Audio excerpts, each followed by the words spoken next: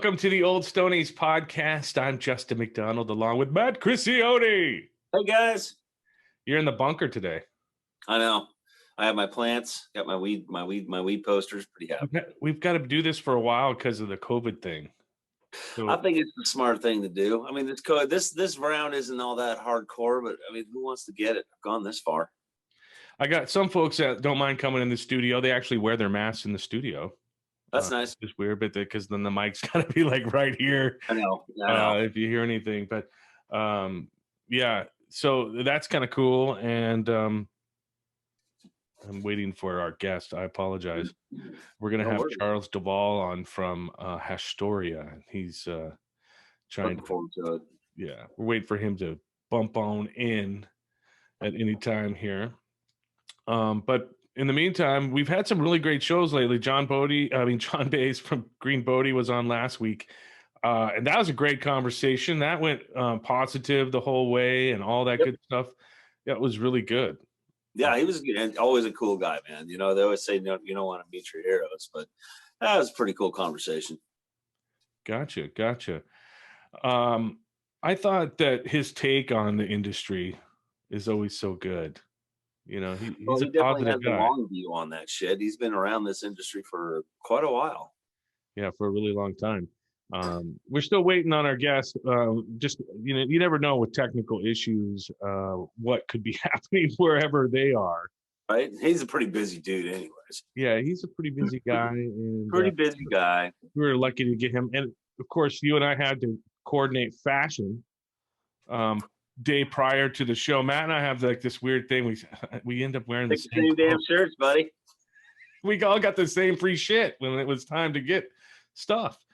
But you're wearing Geek Farms today, so we thank Mike and the gang, Samson and the gang at Geek Farms. If you don't know their flower stuff on their Instagram, man, they've been fucking killing it. Yeah, you got to check out their flower. Last time I talked to Mike, he said Natural Wonders had a huge selection of Geek Farms. Gotta get some, that Doctor Who just got cut down, so be on the eye for that in the next week or two. Absolutely. And then I'm wearing Gorge Greenery today. Woohoo! A little Gorge Greenery. And So Fresh. I don't know if you can see it. It's a little dark, but I got a So Fresh hat on. So that's our pimping for today. That's what we throw out there. That's what we do. And none of it's sponsored yet, so we just rep what we love, man. Yeah, I'm waiting on my participants here. Let's see. I don't know why he's not showing up. We're going to pause for just 1 second, folks. Hang tight. Hey, Matt, look who we found. We're back. Charles Delvalle. Did I say it right? Yeah, you said it good enough. And you're the founder of Hashstoria, correct? Yes, yeah, I'm one of the founders of Hashstoria, absolutely. When I was looking up your description, you also said you're CEO and founder of You or something like that, something of that. Yeah. Oh, yeah, I had like a publishing company, which I still kind of do as well. And, I am the founder of that publishing company. So, yeah, there's that too. Excellent. Now, what year did, before we go in like your background stuff, what year did Hashstoria start? Hashstoria, I believe, was, I believe it was 2017, August 2017, basically. Oh, yeah. So just right after legalization. Pretty much, yeah. Recreational, I should say. Yeah. I remember the pound prices were pretty crazy at that moment. Yeah. I think like Select was like the only brand on the, available such. And so, yeah, that was, we had purchased our store out in Astoria, and per the government, it takes them like 17, 18 years to get anything done. And so, we waited a long time. I grew some additional white hairs, and then finally the license was granted to me. So was that Astoria hesitant at all for having their? Were you guys the first recreational cannabis shop in Astoria, or how's the government dealing with that? Because it's kind of new. So the location that we had ended up being the very first medical dispensary in Astoria. It used to be a very Nature's Choice. And so that was the first medical one, and then Sweet Relief opened up right after them. And so by the time we opened up our shop there was already like 4 different medical stores. And so Astoria really doesn't care necessarily. They don't have like crazy restrictions or anything like that. Got to meet the zoning, and you're pretty much good to go. And the city has been super easy to deal with like 99% of things, basically. How many shops are in Astoria right now? I feel like there's quite a few. There are. I would say there's probably 6 dispensaries right now in Astoria. And yet they all still do really well because, the population goes from like 10,000 people to like 80,000 people basically. And it's just a bunch of people from Seattle and Portland who are looking to have a good time and spend money. You know what I mean? Yeah, right. Well, I noticed last time I was at the coast, I noticed a few shops in Cannon Beach that I didn't notice before, and a couple big names shops there. And then also I noticed a couple extra in Seaside as well that I hadn't noticed before. So business is definitely hanging pretty good on the coast. Yeah, for sure. It definitely is. Like I said, it's just like the only thing that the coast has that some people can't or aren't quite used to is that seasonality there is definitely stronger than it is like inland. You know what I mean? And so, got to plan ahead a little bit. Yeah, exactly. You just got to know that January and February ain't going to be that great, but August is going to be really, really good. And so, plan your business accordingly. It's not really that big of an issue. But for those who aren't aware of it, it can seem kind of crazy to them. And on that note, if you guys ever want to go down to the coast to be absolutely by yourself on the beach, my wife and I go down in January and February almost exclusively. It's a great time to be down on the coast. It really is. It really is, especially you can drive up on there. And so, man, you can find really, really like, private spots basically. And it's just, Yeah, I got a few hidden spots. Well, they're not really hidden. They're just, you got to know the right time to go, Exactly. And you guys actually have cruise ships that are coming into Astoria as well, and you probably get an influx of new customers quite a bit down there when those big boats come in.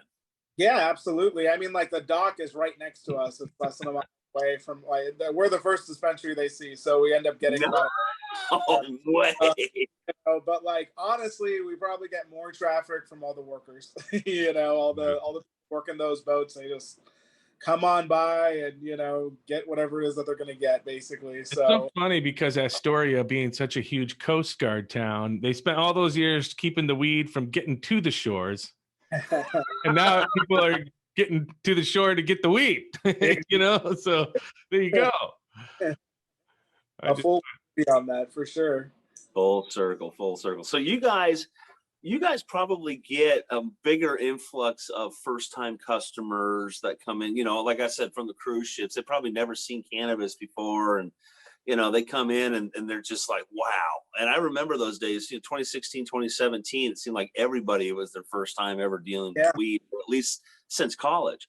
So yeah, I'm sure that's a fun experience. That was my favorite part of the whole job, was like introducing all this stuff to people. Like, you can eat it now, and then you can put some drops on your tongue, and you don't have to smoke the stuff if you don't want to. That must be kind of fun. Yeah, I mean, it's so relatable, right? Because we've all been through that experience. We all like watched it turn from something that was hella illegal and something no one wanted to talk about at dinner to something that is super legal, and that you're talking to the most random people about it. It's just kind of you're talking to older people, conservative people, like everybody, But I'd say the cruise ships, you get a lot of new people, but the summer you really do too, because you just get like lots of people coming, especially from Seattle, and they come into town and they don't live in Seattle, they're visiting on vacation and stuff like that. And so, all these people are really interested, and it's just such a different vibe from Washington because everything is prepackaged up there. And so they may have been to one store in Washington, but then they come to Oregon and they're like, oh my God, like this is like crazy different. I can smell it. Like you're just going to hold the car in front of me and I can look at it like, oh my gosh, like this is like how it should be. It's like going to like the Blue Bunny ice cream plant compared to Ben and Jerry's. Yes. It's factory just pushing the ice cream out, and then Ben and Jerry's is just all about the love of the product. And I wonder how many. I'd like to see the stats of how many people get in trouble on the cruise ship after they've been on the shore, and they go back on the boat, and they don't realize they're on a vessel, and you can't be smoking weed on a vessel. They're pretty hardcore about that. I just wonder. Out of 10 where they're getting like, and that is we lost him for a second. We just see his little profile picture, which is kind of funny. There you go. Okay, yeah, sorry, someone just gave me a call. Oh gosh, what was the question again? I'm sorry. I was just talking about people going on shore, getting weed, smoking weed, and then going back on the boat. How many instances of that has happened? They're pretty serious about that on the ships. Yeah, I'd like to see the stats on it. You know what I mean? Because I just think it'd be really interesting. That said, like 90% of the people who come in, like, they're like, well, what, like, how do we do this? I'm like, well, I mean, like, edibles, like right. on to edibles, you know what I mean? Like, go for that. Everything else, like it's kind of at your own risk, I had a dream at some point, because there is nowhere on the West Coast of North America you can land a boat that does not have recreational cannabis. Oregon, Washington, California, Canada has it. Mexico is going to be coming online here pretty soon. I think it's time to put a dispensary on a ship. Oh, that would be awesome. Yeah, a weed cruise line. Yeah, like why hasn't this happened yet? Have you seen all the fucking booze on these places? Yeah, dude. No one's getting high as hell and fight. You know what I mean? Like people are like trying to get into fist fights because they smoked a little push. Right. No one's gonna fall off the damn ship because they're smoking a joint. Sorry, it's not gonna happen. Yeah, I mean, you got open bar and they're getting schnockered. They got more chance of falling off the boat if they are drunked up. Right. I think someone should take some investment money, Charles. Now you're into cannabis financing and financing and stuff. Someone should take some money and open up a chain of campgrounds for cannabis users, since you can't smoke in places like Yellowstone and places like just really nice campgrounds, and then you can have like a little stage there for summertime and then musical acts and just where it can be totally cannabis friendly, Yeah, no, I mean, like, I've seen increasingly seen more and more like Airbnbs and stuff like that, kind of like 420 friendly, and like those places are pretty filled up. Like, well, sometimes you get them where they're 420 friendly, but then you kind of look at them, okay, but it'd be great if I had a bed without bed bugs, that's really cool. So I think it's like, they just need to focus more on places that are consumption friendly, that are like really nice looking inside and comfortable inside. And I just think that is gonna like be a home run. You know what I mean? How about with cannabis tourism being more and more of a thing, how about something along the lines of like a fantasy rock camp, but like a fantasy cannabis camp where you can go learn to be a farmer for a week, and learn cultivation, learn how to press hash and all that fun stuff. Yeah, like on day 5, it's hash pressing. On day 1, it's germination and propagation and all that stuff. Just teach them everything, in a week. Yeah. Love that. I mean, like that's the thing that we see like in our social media posts is that, and we got to tell like the bud tenders constantly is like, guys, you're like surrounded by weed all of the time. Like, like that luster has like worn on you, right? But like for like 95% of Americans who are not around this stuff constantly, who have never seen like maybe more than an ounce at once, like if you put them 5 pounds, like just sitting on your lap, their jaw is dropped. You know what I mean? If you're showing them just like you rolling 1,000 joints, you know what I mean? They're just like, oh my gosh, like I can't even believe this. Walking into a grow room, for the first time. Oh yeah. I always remember telling my coworkers, I'm like, 18-year-old me would just have a fucking heart attack right about now if you saw what I was doing right now. 18-year-old you, that's a long time ago. I don't know what you're talking about, old man. That's about 10 years ago for me. But yeah, as an extractor, we're, loading 25 pounds a run, doing 2 or 3 runs a day. And I was just like, can we just step back and appreciate how much fucking weed we're dealing with right now? Yeah. Always blew me away, man. Yeah, absolutely. Yeah, I think it's just a matter of like reconnecting with yourself, like when you weren't used to seeing these things, so then you can understand how everyone else is viewing it, and at the end of the day, it's, I'm very marketing oriented. I'm very into knowing who our customer is and who we're talking to. And it's just about knowing that, you know what I mean? Like I may have like a million preferences and a million tastes, but I am not the market. I'm like 5% of the market, and so you just got to be aware of stuff like that. And it's probably one of the bigger mistakes bartenders and sellers do is they're just not paying enough attention to that kind of thing. Right. And speaking of paying attention, getting products into your store, how do you guys vet your vendors? What are you guys looking for to make it to the shelves of Hashstoria? Yeah, so I mean, there's various price points, right? And so I can't say that quality is everything because it's not. If someone wants a 2020 harvest and they want to pay, very little money for that, then I'm more than happy to do that for them. Again, because I am not the market, and some people in the market, like, they need a $40 ounce, to get by. And there's nothing wrong with that. And we end up helping the market clear those things out too. So, it ends up becoming more efficient. But at the end of the day, a lot of it, we've been playing this game for quite a bit of time. So we've got a lot of just like established relationships. And then, beyond that, sorry guys. That's all right. Just keep going. Yeah, beyond that, it's a matter of looking at that product, finding out how this vendor is doing, process basically, whether that is an extraction technique or style. We want to know as much about it as we can find out. And, of course, you're sampling these products. I've seen mimosa a million times in my life. So if you're going to bring me a mimosa, and I know that is not the cut of mimosa, when I ask you that question, I expect you to know the answer to that. And if you don't, then that gives me an idea of how you're approaching the rest of your business. You know what I mean? What level of insight you might have approaching that business. Now, when it's a different cut and you're openly telling me stuff like that, then again, that gives me another indication of what you know and what you're trying to do. And so, of course, the people who I think have been doing this the longest and who have a really good understanding of what they're doing, they tend to be the people that I want to try and carry in my stores. There's just a lot of operations that have just started up, not too long ago with people who are extremely inexperienced. Maybe they're funded from people on the East Coast who have even less experience on it.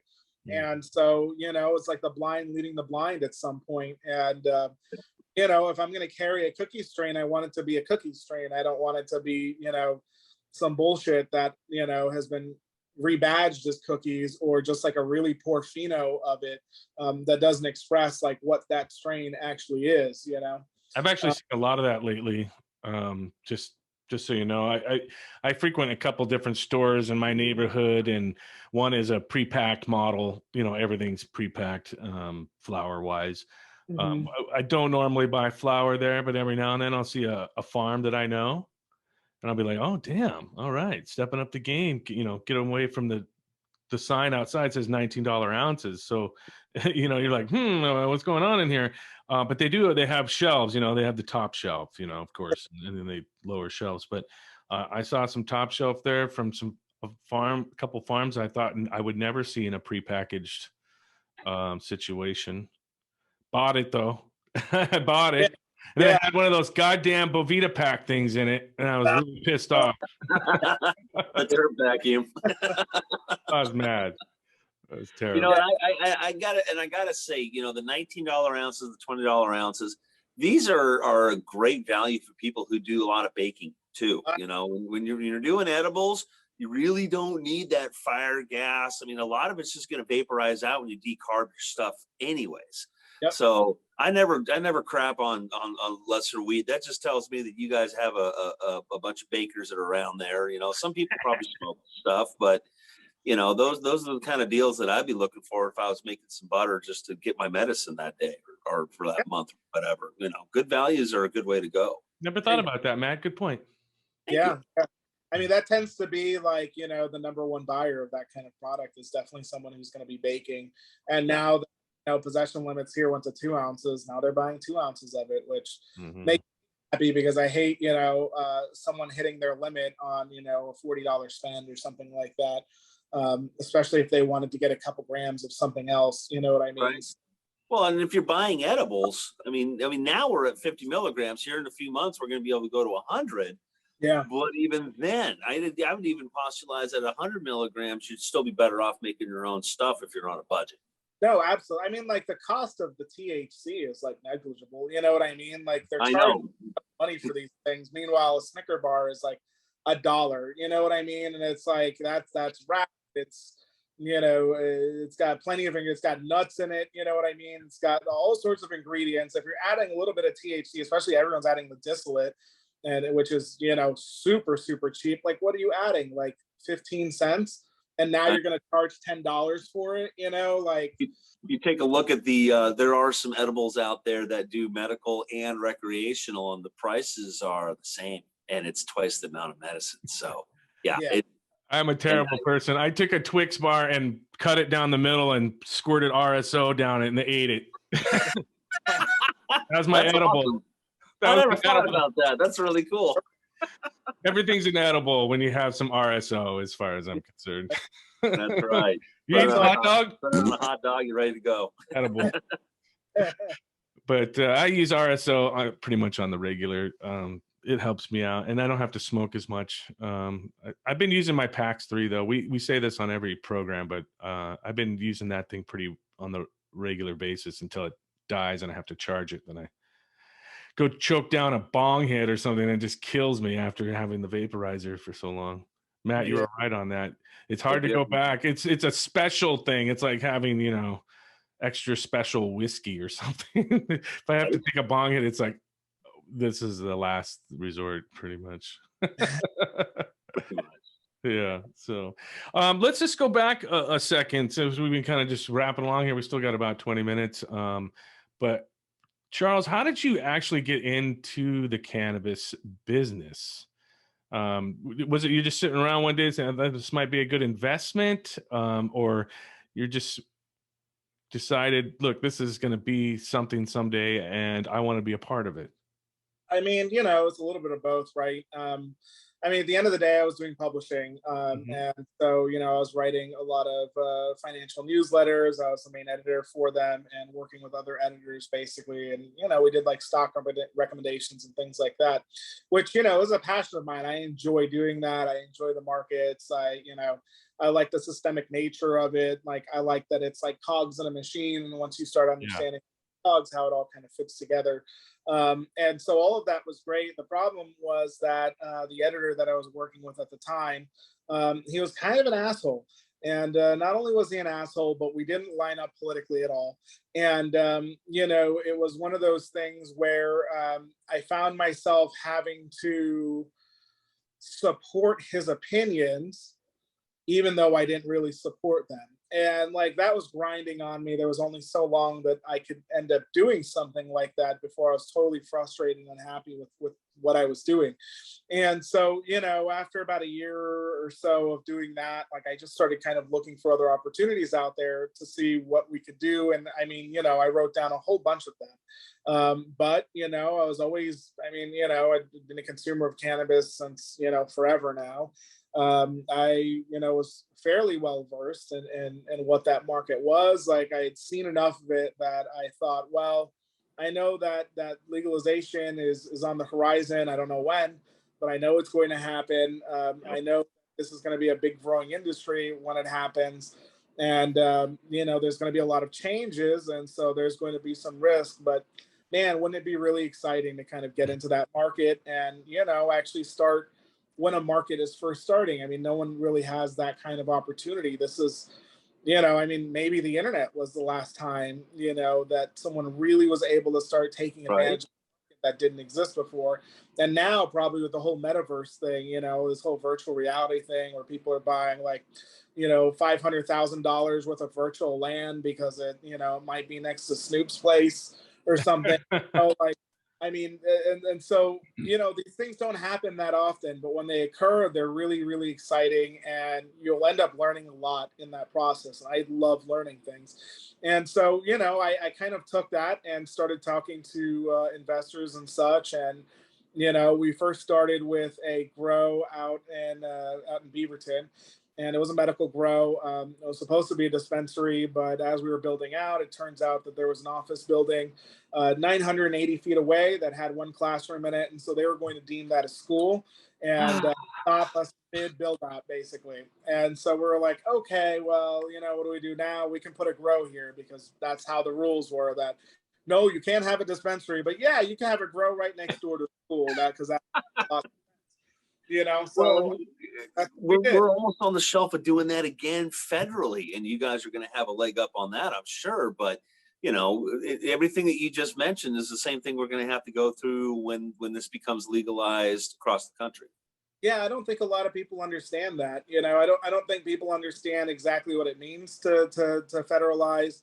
They don't understand like that. You know, it all sounds good in theory, but it all comes down to the details. That's where the devil is. That's what we've learned in our lives. You know, there's lots of ways to legalize cannabis, yeah, and most of those ways aren't ideal. And with politicians at the helm and listening to various interests who, you know, all have interest in something else, like the likelihood of that, you know, occurring in such a way that isn't ideal is actually pretty high, you know. And so, yeah, like we may end up having other consumption taxes or sales taxes that may eliminate the savings that we would see from, like, you know, the end of 280E, for example. But then, you know, who knows what kind of federal standards they may have on grows. You know, they may have, you know, standards where these grows have to meet like European standards, and you know, to do that is very, very expensive, and that's the only way that you'd be able to ship out to foreign countries anyways. And it's a trend that I already see happening. I already see really big facilities kind of moving in that direction. And so, you know, that increases the cost of entry for a lot of people. You definitely won't have smaller players trying to get involved because they just wouldn't even have the capital to get it up and running, you know. And so, yeah, that's, you know, who knows how that's going to change the game at the end of the day, because we don't even have a bill that's like in front of us, right? Like we thought that, you know, Joe Biden would get in. The Democrats were for cannabis, and so maybe that would push something. But you know, then the reality of the filibuster hit everyone in the face, and they realized no one's sticking their neck out for cannabis at the end of the day, and they're not going to try and pass something in the Senate that, you know, wouldn't make it through a filibuster. You know, and not yet. You have the other issue where, you know, it's you've got the people who are controlling the levers of power right now, and they want perfect. And perfect is the enemy of good. If you think about it, like, you know, we had a Defense Authorization Act that they had snuck in a provision basically to allow cannabis banking, you know, and like everyone was for that except for the speaker, you know, or the leader of the Senate basically, and you know, one other person who's kind of, you know, spearheading the whole legalization thing.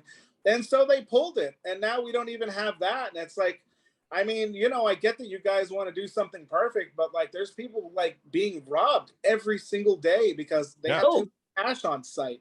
There's people dying, you know what I mean? And like they don't care about how perfect this bill is. They just want like some risk taken off the table. Let's talk about that for a second. You know, you're a finance guy, and we talk about the banking situation and the problems that we have in the industry there, since we can't do federal business.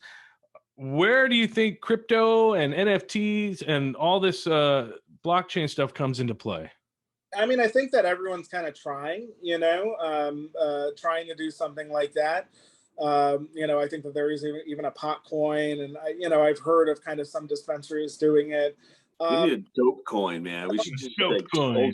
the old Stony a hash coin. A hash coin. Hash coin. I like it. You know, it's the problem probably is there's a few problems with it. A, it's, you know, for someone who's not savvy, like it's hard for them to even buy a coin and to understand that this is not like a dollar, right? Like a dollar, its value is stable. Like when the dollar is having a hectic day, it's moved like 0.25% in that day.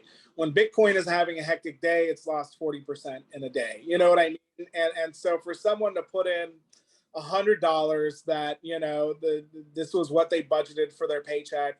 And then to have some volatility hit and suddenly their $100 is worth 70, they're not going to be too happy about it. And, you know, they're going to learn really fast that the only way to take care of that is it has to be kind of like an instant transfer. And even then, there's going to be charges involved, and the dispensary has to be able to take that kind of payment through whatever payment app is going through it. You know, POS systems aren't necessarily built for that. You can kind of adjust them to make them work with something like that, but they're not built for it. And then the dispensary has to, you know, hedge its currency that it has in all of these various coins. And so I think stuff like that is way easier for a bank to do, right? Because they're constantly involved in the financial markets. They have people who that's like all they do. So running their accounts on top of like client accounts is really a simple thing for them to do. And meanwhile, you know, in a lot of dispensaries, like getting inventory done every other day is hard enough, you know, and the last thing that they want to think about is having someone like try and protect the value of whatever money they took in Dogecoin or Bitcoin or what have you, you know. And so I think stuff like that, once you get more into like the stable coins, I think that, you know, that will help drastically, but it just has to be easier for people to kind of be able to do these things. And as of right now, while it is easier than it was 5 years ago, and I think it will get easier in the future, it's still not that easy. No, you know? And it's not guaranteed. I was just reading an article today about one of the Los Angeles Rams had decided to take his salary in Bitcoin. Yeah, part of it. Part of it, and he lost like $40,000-$50,000 today because the coin just dropped. Exactly. Yeah, there's that's a lot of weird hurdles that are, would come in with something like that. And, I when we were talking about earlier about the federalization of it, I have a gentleman I was talking to when I was interviewing for Dope Magazine. And we were talking about, he built his extraction lab to federal levels because for laboratories, because he goes, we're calling this stuff medicine. And if it gets federal, we're going to have to grow it as clean as possible and extra as clean as possible. It goes, these are going to put a lot of people out of business. And that, back to your point earlier, we really don't know what legalization looks like. And the devil is definitely in the details with that. Yeah, I mean, like, to put it in some kind of perspective, we've got, these plans that various Democrats have offered. And then I think it was late last year, we actually had the very first plan from a Republican for a full-on legalization, and that was a first, and so that was an advancement in and of itself. And when you actually looked at that bill, like, it was reasonable. You know what I mean? Like, you look at the whole, like, okay, like, this is actually kind of ideal. You know what I mean? If it happened in this way, this would be a good thing. And good, so, but not perfect, right? What's that? It was good, just wasn't perfect. Exactly. It wasn't perfect. And, I mean, like, look, like, legislating is about getting what you can get done and then getting what you can get done tomorrow and trying tomorrow for the other things. You know what I mean? Like, you can't hold things out or else nothing ever gets done. And it's probably why only like 19% of people ever approve at any given time of what Congress is doing, because they see all crap happening and they're like, well, what is this? And it's all maneuvering and, finding leverage points, but it just all works against the people at the end of the day. I'd always tell my customers and patients, there's a little rumor floating around that Republicans really like money. And once they can figure out how to vote for cannabis and still get reelected, it's not going to be a problem, because that's all in the end. That's all they really, really, really care about is, am I going to keep my job? If I vote for this, I'll probably get voted out. So no, we're not doing weed yet. But next week, we'll see what happens. Yeah, exactly. I mean, you're seeing it more in places like in Oklahoma and just states that you never would have guessed would go legal, and now they're going legal. And even though some of their politicians really quite aren't on board with it yet, they're getting to a point where there's plenty of constituents like asking them for these things to help protect them. And, it's a matter of time before more of them start doing it. Right now, do I think that legalization is on a 2-year time frame? No. Like, no. I'm pretty sure it's like at least 6 years out. Who knows? I don't think that under a Biden administration it would end up happening.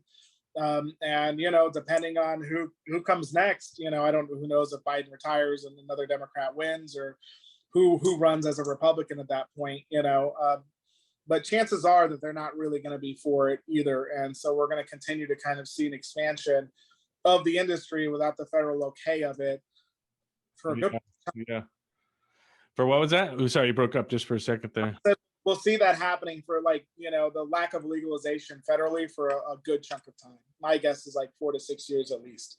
A thing I heard about Biden is that he doesn't have anybody around him that is actually a cannabis user. He's pretty insulated. Everyone tends to be these days. And he's just under that old guard of just weed people are lazy and, that we don't need to be touching this crap. And again, it kind of comes down to age. I hate to say it, but until this older generation stops voting, it's going to have a stranglehold on it's stigmatism, basically, that are stigmas that are holding us back, because everyone still thinks that this is dirty and we're a bunch of dirty hippies and no one's going to work anymore if they all got weed. We need to keep the machine running, so we better not. Keep the machine running. Yeah. But it's here. It's already here. You can't. It's part of the machine now. So you can't put the toothpaste back in. It's been part of my machine for a while. But so as going back to Hashstoria, you have the shop in Astoria. Do you have any more other shops? I can't remember how many shops you had. Then we've got one up in Gladstone, which is right by Oregon City, and then have another location out in Springfield. Okay. We have 3 open stores right now. We have a cultivation facility that we're going to be building out this year. We'll probably start harvesting next year at some point. That's up in Portland. 8,800 square feet. We'll probably end up doing edibles and things like that too.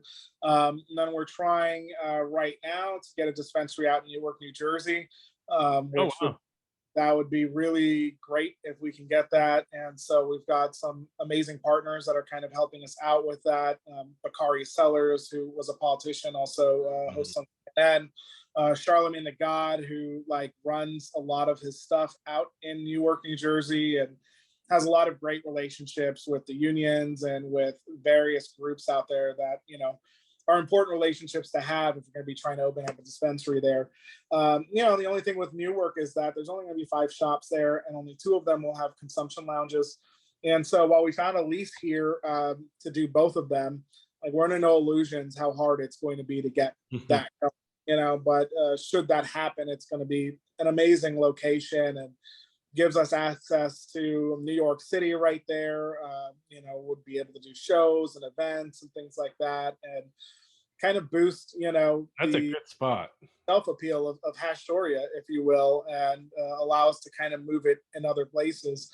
And part of that is we do have licensing deals, right, with various artists. One of our co-founders is Raekwon the Chef from the Wu-Tang Clan. Yeah. So we run a strain for him called Ice Cream Dreams, and we run a line of strains for him called Compliments of the Chef. That's something that we'll be licensing out to various states. We're talking right now to people in Oregon about that as well. And then, edible lines out in California, we're talking to Ease and various in terms of getting that together. We've got a licensing arrangement for Charlemagne the God, which that's another California edible experiment right now, and likely New Jersey if that happens. And then, our latest one was an agreement with Big Boy from Outkast. And so, we'll be doing another line of strains for him, probably edibles and things like that as well. And he'll have his own personal strain as well. So cool. I will smoke the shit out of that Wu-Tang and Big Boy strain. Oh my God, I can't wait. That's gonna be so cool. Awesome, man. Ice Cream Dreams is really, really beautiful. And we put it out there for sale. We finally had a couple extra pounds, not for the stores, and it was sold out in 20 minutes, I think. It was just wow. a couple emails and it was gone. You know what I mean? So that was without even trying. So I'd like to try a little bit on the next run and see, So I want to circle back on something you said just a second ago. Did you say consumption lounges in Jersey?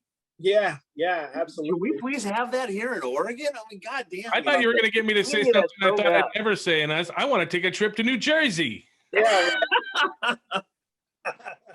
like, what's in New Jersey? Oh, I can smoke there.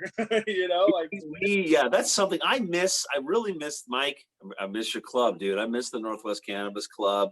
It was such a great venue to hang out. It's kind of where we got our start. Mm-hmm. And it just, I kind of miss having the random coughing and, Torch in the background. Smoking out and, torches. Yeah, yeah. I mean, I remember going to a consumption lounge out in BC, and it was called I think the New Amsterdam Cafe, and it was just the coolest fucking thing. I mean, like, you know, they had a whole thing of like munchy foods there, you know, grilled cheese sandwiches and just straight up munchy food. They had like a whole like table that you could sit at and rent like a volcano vaporizer, you know, by the hour.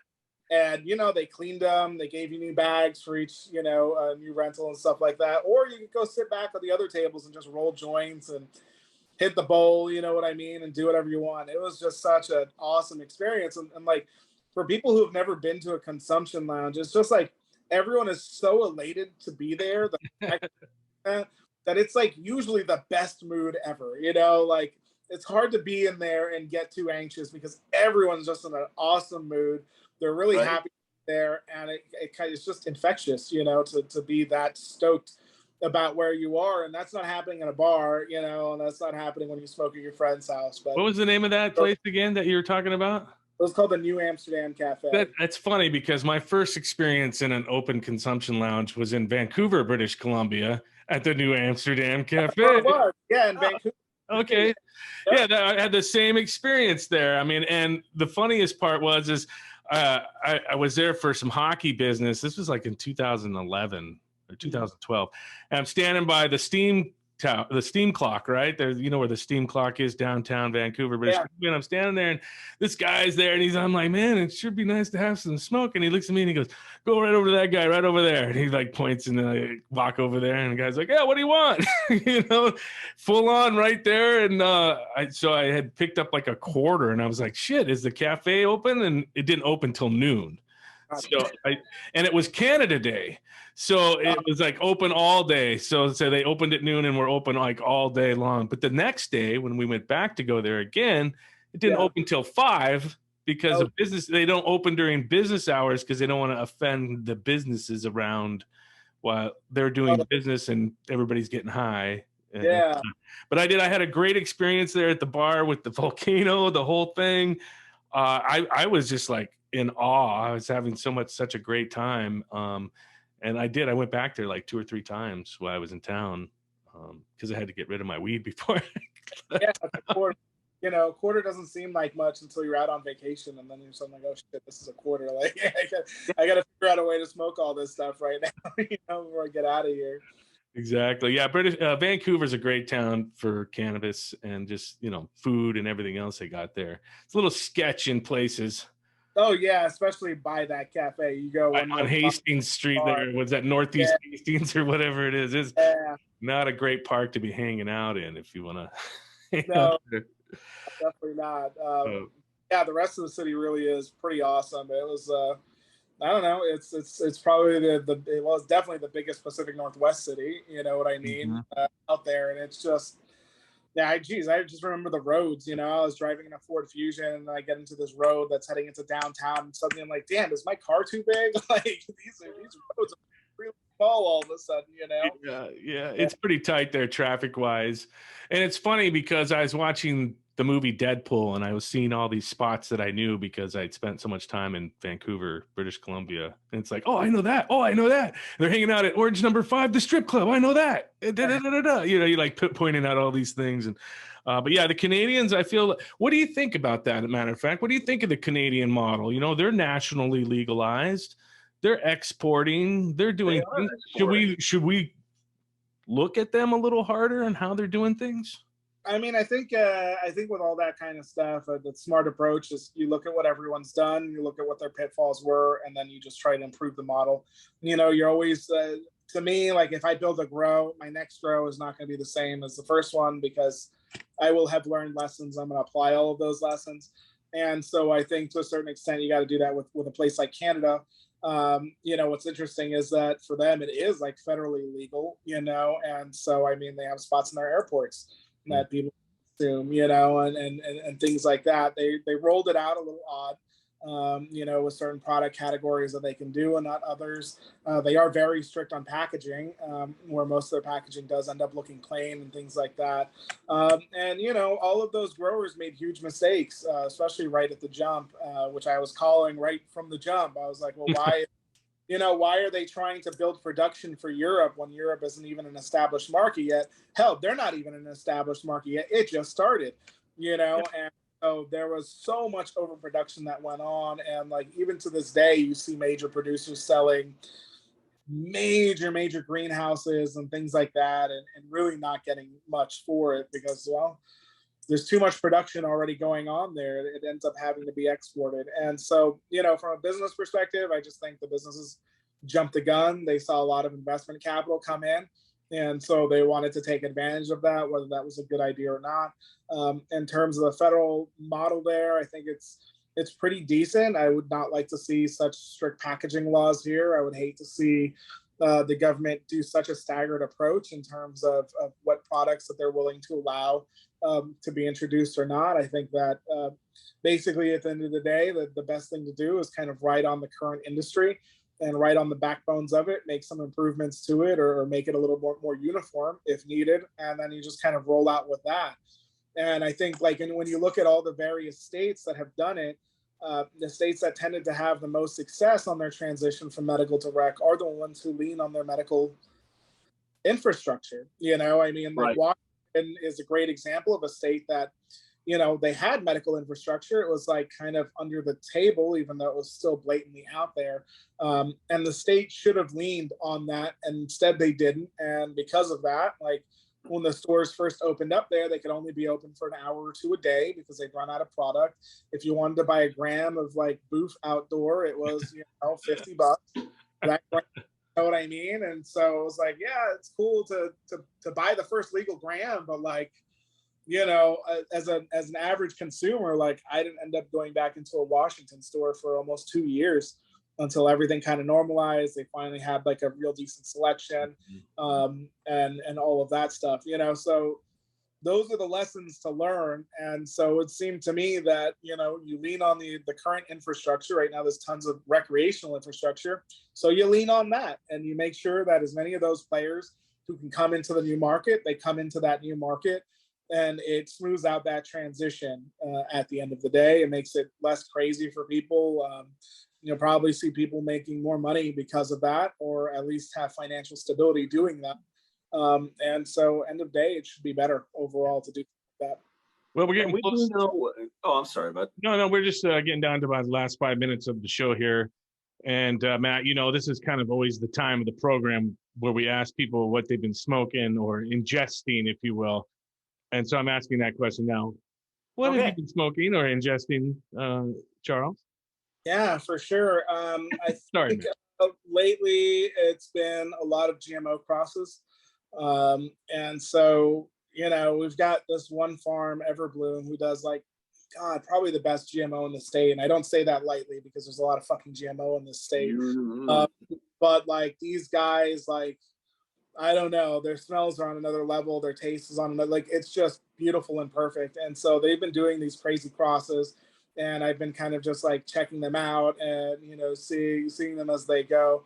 And it's been pretty amazing, you know. And then likewise, you know, the strain that we've got for Big coming up is also a GMO cross, and it's just beautiful. I mean, it's beautiful. The nugs look awesome. Like, you know, it doesn't have that GMO taste necessarily. It's just got something else wonderful going on with it, you know. And I remember when Big got to try it, you know, he was just kind of like, what the fuck is this? Like, I can't even, you know, like people think that they've tried weed, right? Like, because they've consumed enough of it. But until you start like trying some of the crazy crosses that, you know, breeders are kind of putting out there, and like they've only had 1 or 2 plants of, like, then you start really seeing like what this plant and what this world can actually do, you know. And so there's just some crazy crosses like that, you know. And so that's mainly what I've been smoking on. And then like honestly, CBD Discovery, their infused pre-rolls, like those are also on another level. Like, you know, if I'm gonna smoke one by myself, I'm usually putting it down like 3 or 4 times. So I just can't. I can't do the whole thing. You know, but the flower You usually. said CB Discovery? Yeah, CB Discovery. Yeah, and they don't just make CBD weed; they make THC products too, right? Yeah, because I've had their dabs and they're pretty damn good. Yeah, and their carts are good. Like their oil is really good, but with their infused, they put crumble in there, and it's not like a trim joint. You know what I mean? It's good buds in there. Usually, when you open the package, you can actually smell it. It doesn't smell stale like a lot of pre-roll packs and a lot of pre-rolls just do. And so, you know, I tend to be really nitpicky on my pre-rolls. I usually only smoke pre-rolls that we've rolled up in the store, basically, because I know that those were rolled up from buds. I know, like, I see everything that went into it, you know, and so those tend to be great. But CB Discovery stuff is it's pretty fucking on point, I'd say. Awesome. Yep, Well, I've had a few of their products. This shit's really on point. I've always loved CBD Discovery. I'd love to get those guys on the show, dude. I'd love to talk to those guys. For sure. Well, Charles, from Hashstoria, Charles Delvalle, we appreciate you coming on and taking time out and hanging out and chatting with Matt and myself, the Old Stoneys. This is your second time on the show, actually, correct? Yeah. Yep, absolutely. You were on in the first season when we were live from the Northwest Cannabis Club. Northwest Club, yeah. Yeah, absolutely. We're in season 3 now, so there we go. But we appreciate you, and we appreciate you coming on, and we'll have to have you on again soon. We're going to do a little roundtable thing here in the next month or two. We'd love to have you a part of that. Absolutely, man. We'll just reach on out. It was great being on here, and it was great seeing both of you guys again. Awesome. Well, that's going to pretty much do it for the Old Stoneys podcast. You can catch us on talkcastpdx.com or wherever you listen to podcasts. Also, check us out on aftermath.fm. You don't want to miss that out. They air the show on Saturday and Sunday. You can listen on demand there as well. We're all over the place. You can get us everywhere. And, of course, thanks to our sponsor, budtendershirts.com. Without them, we wouldn't even have a show, so we appreciate that. budtendershirts.com. 10 new shirts every month. Sometimes they keep a couple of the same ones up because the best sellers, you know. You got to funkin' go nuts is what you got to do. Matt knows what I'm talking about. All right, fucking go nuts. Hey, and if you'd like to kick us down a couple sponsorship dollars and you're a cannabis company looking to support some local radio, hey, we're here and ready to talk. That's it. You can email us at justin@canacast420.com. We'll just throw that out there. Matt, you're such a shiller. Good job. Hey, man, just got to keep the damn lights on. That's all I'm saying. All right, my friends. Thank you so much for checking out the Old Stoneys podcast. Until next time, I'm Justin McDonald from Matt Cricione and Charles Delvalle. All right, I'll see you. Keep on smoking.